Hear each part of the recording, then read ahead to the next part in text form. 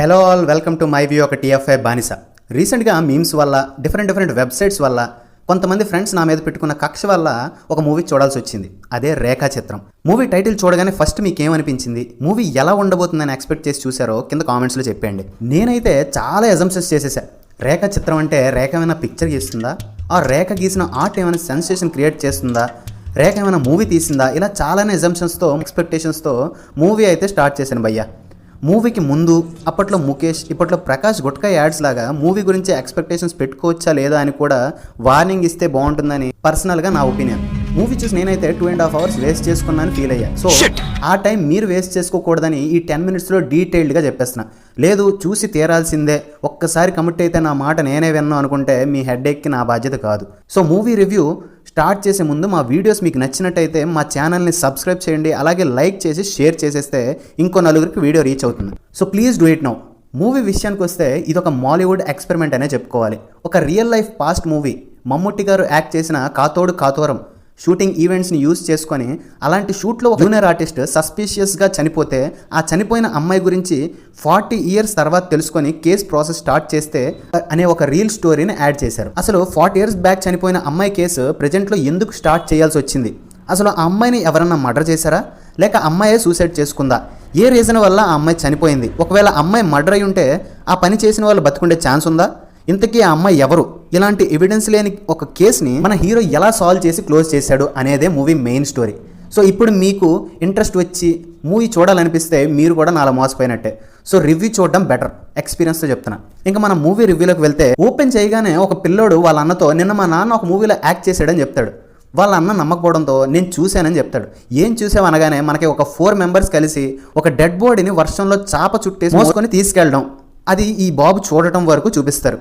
ఇంతకీ ఆ బాడీ మేలా ఫిమేలా అంటే కాళ్ళకి పట్టీలు ఉన్నాయి కాబట్టి ఫిమేల్ డెడ్ బాడీ అని తెలుస్తుంది మనకి. ఇంకా వెంటనే నెక్స్ట్ షాట్లో హీరో ఎంట్రీ. మన హీరో ఒక సస్పెండ్ అయిన పోలీస్ ఆఫీసర్. ఎందుకంటే ఒక ఆన్లైన్ రమ్మీ గేమ్లో 15 lakhs గెలుచుకుంటాడు. సో యాజ్ ఎ పోలీస్ ఆఫీసర్గా ఇలాంటి గ్యాంబ్లింగ్ ఆడినందుకు మన హీరోని సస్పెండ్ చేస్తారనమాట. ఇది ఒక రియల్ ఇన్సిడెంట్, మహారాష్ట్రలో జరిగింది. సోమ్నాథ్ అనే ఒక ఎస్ఐ ఆన్లైన్ రమ్మీ ప్లాట్ఫామ్లో 1.5 crores గెలుచుకొని యూనిఫామ్లో ఇంటర్వ్యూ ఇవ్వడం వల్ల సస్పెండ్ అవుతాడు. సో ఒక రియల్ ఇన్సిడెంట్ని మూవీలో యూజ్ చేయడం ఇక్కడ నుండి స్టార్ట్ అవుతుంది. హీరోకి ఒక జర్నలిస్ట్ లవర్ కూడా ఉంటుంది. ఒక చిన్న ట్విస్ట్ ఏంటంటే హీరోని రమ్మీ కేసులో ఎక్స్పోజ్ చేసింది మన హీరోయిన్ జర్నలిస్ట్ అనమాట. ఇప్పుడు కథలోకి ఇంకో పిచ్చోడ్ క్యారెక్టర్ రాజేంద్రన్ ఎంట్రీ ఉంటుంది. తాగి లివర్ డ్యామేజ్ చేసుకొని చావు కోసం వెయిట్ చేస్తూ లైఫ్లో ఇంకా చేయాల్సిన ఒకే ఒక్క పని ఉంది అన్నట్టు బాధపడుతుంటాడు. సస్పెన్షన్ అయిపోయాక మలక్బార్ అనే ఒక యూజ్లెస్ ఏరియాకి మన హీరోని ట్రాన్స్ఫర్ చేసేస్తారు. ఇంకా ఈ రమ్మీ యాప్స్ అన్ని డిలీట్ చేసేసి గుడ్ బాయ్ లా డ్యూటీ చేసుకుందామని డిసైడ్ అవుతాడు. చావడానికి తత్కాల్ వెయిటింగ్ లిస్ట్లో ఉన్న మన రాజేంద్ర కూడా అదే మలక్బార్ ఏరియాకి వచ్చి ఒక చెట్టు దగ్గర కూర్చొని వస్తాడు. ఈ శుభం జరిగే ముందు ఒక సెల్ఫీ వీడియో రికార్డ్ చేస్తాడు. తను ఒక తప్పు చేయకుండా ఉండాల్సింది. నేను, జ్యువెలరీస్ చైర్మన్ విన్సెంట్ ఇంకా ఫ్రాన్సిస్ అనే పర్సన్ కలిసి ఒక అమ్మాయిని చాపలో చుట్టి ఈ చెట్టు ఉన్న ప్లేస్లో పూర్తి చేసామని చెప్పి గన్తో షూట్ చేసుకొని చేస్తాడు. అండ్ ఆ వీడియో వైరల్ అయిపోతుంది. సస్పెన్షన్ అయిపోయాక ఎలా అన్నా తన ఫేమ్ మళ్ళీ పెంచుకోవాలని మన హీరో ఈ కేసుని సాల్వ్ చేయాలని డిసైడ్ అవుతాడు.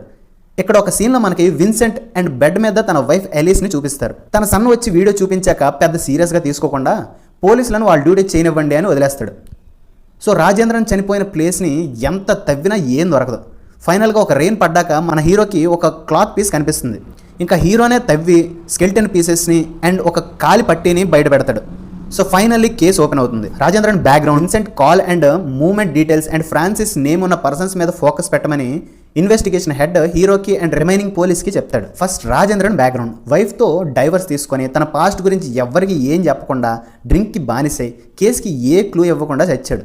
అండ్ అలానే ఫ్రాన్సిస్ అనే నేమ్ ఉన్న ప్రతి ఇంటికి వెళ్ళి ఎంక్వైరీ చేసిన కొంతమంది కామెడీ చేస్తున్నారు, కొంతమంది భయపడతారు, కొంతమంది ఊర్లోనే ఉండరు. అండ్ అలానే 85లో మిస్ అయిన అమ్మాయిల కేసెస్ అన్నీ చెక్ చేసి వాళ్ళ ఇంటికి వెళ్ళి పట్టిని చూపిస్తారు. ఫైనల్గా ఒక పర్సన్ ఆ పట్టి తన అమ్మాయిదే అని చెప్తాడు. అట్ లాస్ట్ ఒక పాజిటివ్ రెస్పాన్స్ అని హీరో ఫీల్ అయ్యి DNA టెస్ట్ స్టార్ట్ చేస్తారు. బట్ అన్ఫార్చునేట్లీ DNA మ్యాచ్ అవ్వదు. మన జ్యువెలరీ ఓనర్ విన్సెంట్ గురించి ఎంక్వైరీ చేయడానికి విన్సెంట్ సిస్టర్ దగ్గరికి వెళ్తాడు మన హీరో.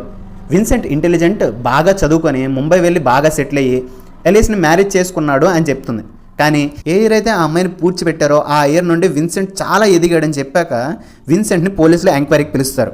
బిషప్ అనే ఒక చర్చ్ ఫాదర్ దగ్గర వర్క్ చేస్తూ మల్కబార్లో ఉండేవాడిని, అంతకు మించి నాకేం పాపం తెలియదని చెప్పేసి వెళ్ళిపోతాడు విన్సెంట్. ఇంకా ఇన్వెస్టిగేషన్ జరిగే ప్రాసెస్లో ఒక అమ్మాయి మీద ఒక మిస్సింగ్ కేసు అండ్ అదే అమ్మాయి మీద థెఫ్ట్ కేసు, ఫ్రాడ్ చేసేసి పారిపోయిందనే కేసు ఉండడం చూసి మన హీరో ఎంక్వైరీ స్టార్ట్ చేస్తాడు.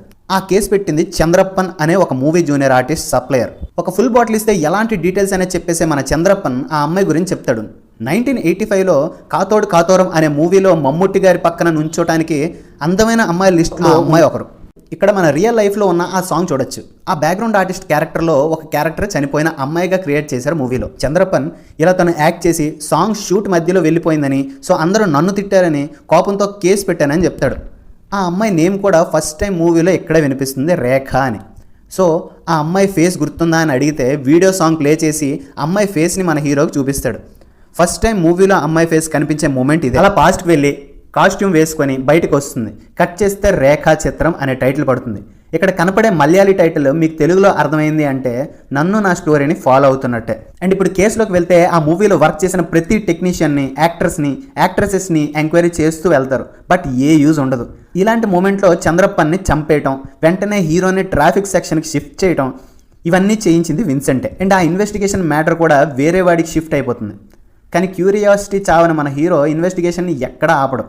ఫైనల్గా కాతోడు కాతోరం మూవీని ప్రమోట్ చేసిన ఒక జర్నలిస్ట్ ప్రెసెంట్ ఒక యూట్యూబ్ ఛానల్ మెయింటైన్ చేస్తుంటాడు. అతన్ని కలుస్తాడు మన హీరో. అండ్ అతను ఆ రోజుల్లో తీసిన ఒక పిక్తో ఇంకో క్లూ దొరుకుతుంది. హీరోయిన్తో పాటు ఇంకో అమ్మాయిని చూస్తాడు. తను ఎవరు అని వేరొక ఆర్టిస్ట్ని కనుక్కుంటాడు కూడా. నువ్వెందుకంటే అతను కాల్ చేయకముందే వాట్సాప్ ఓపెన్ చేసి స్టాక్ చేస్తున్నావు, తప్పు కదా.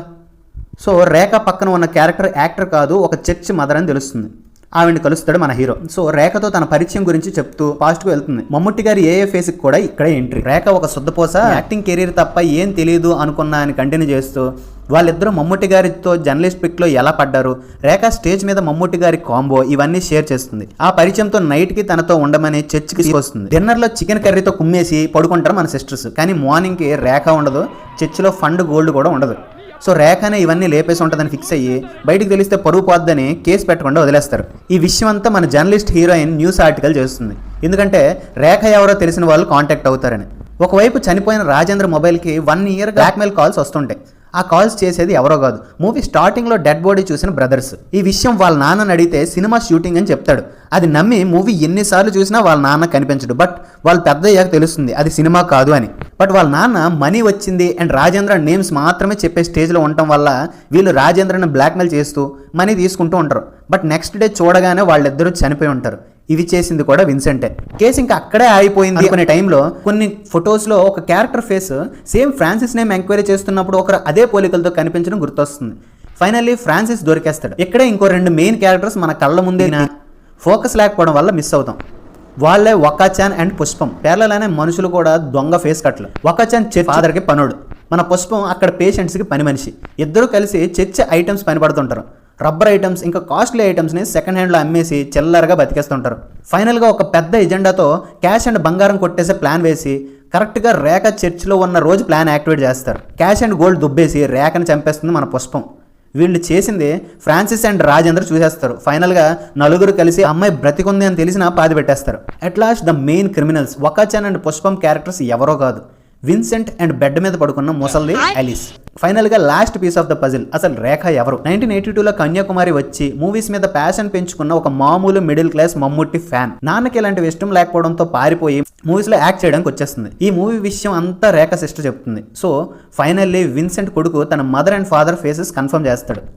ఇంకా విన్సెంట్ తన వైఫ్ మీద ప్రేమతో పోలీసులు అరెస్ట్ చేయకముందే పుష్పను చంపేస్తాడు. విన్సెంట్ అరెస్ట్ అవుతాడు. మన హీరో తనకి రమ్మీలో వచ్చిన అమౌంట్ని ఫౌండేషన్కి డొనేట్ చేసేసి అండ్ రేఖ బాడీ ఫార్మాలిటీస్ పూర్తి చేస్తాడు. ఎండింగ్ హై ఇచ్చేలా హీరో రేఖను ఉద్దేశించి రేఖకి నచ్చిన వాళ్ళు ఇచ్చారని ఒక లెటర్ రేఖ సిస్టర్కి ఇస్తాడు. అది మన మమ్ముట్టి గారి ఫోటో అండ్ ప్రేమతో మీ మమ్ముట్టి అన్నయ్య అని బ్యాక్ సైడ్ రాసి ఉంటుంది. ఇక్కడ వచ్చే బ్యాక్గ్రౌండ్ వాయిస్ మాత్రం ఒరిజినల్ మమ్ముట్టి గారు చెప్పిందే. ఈ నోట్తో మూవీ ఎండ్ అవుతుంది. 1985లో తీసుకున్న ఒక real story shoot pics and videos ఆధారంగా ఇలాంటి ఒక ఫిక్షనల్ స్టోరీని యాడ్ చేసి ఎక్స్పెరిమెంట్ చేయడానికి చాలా ధైర్యం కావాలి. కానీ ఓన్లీ ప్లాట్ని పట్టుకొని లాజిక్స్ మిస్ అయ్యి ల్యాగ్ చేసే సీన్స్ యాడ్ అయితే మూవీ జనాల్లోకి వెళ్ళడం అయితే అంత ఈజీ కాదు. కానీ ఇలాంటి అటెంప్ట్కి అండ్ ఆ థాట్కి టేక్ ఏ బౌ. అదండి మ్యాటర్. మా రివ్యూస్ ప్రెడిక్షన్స్ మీకు నచ్చినట్టయితే please like, comment, share and subscribe our channel. మళ్ళీ ఇంకో వీడియోలో మళ్ళీ కలుద్దాం. Until then shining off your TFI బానిస. ఇండియా కినపడేటట్టు పీకో. బాగుండదు. ఏకమైనప్పుడు పీకో. కాదు కాదు మామ. నువ్వు నిజంగా భారతీయుడు పీకో. ఏకమైన పీకో. Okay, okay. ఏయ్, ఏయ్, ఏయ్.